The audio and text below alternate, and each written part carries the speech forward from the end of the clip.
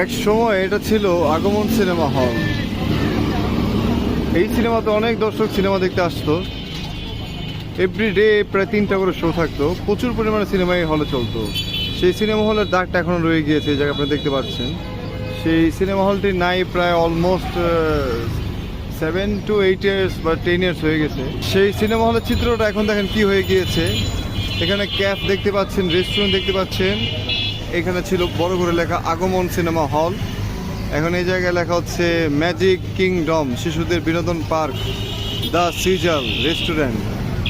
তার নিচে আমরা দেখতে পাচ্ছি কেএফসি। তার নিচে বড় করে এই জায়গাটা স্বপ্নের শোরুম আছে। পাশাপাশি আরেকটা আমরা শোরুম দেখতে পাচ্ছি লা রিভ নামে। এপাশে আমরা একটা ব্যাংক দেখতে পাচ্ছি, ঢাকা ব্যাংক। ব্যাংকের ভূত আসলে, প্লাস আরঙের শোরুম আছে এখানে।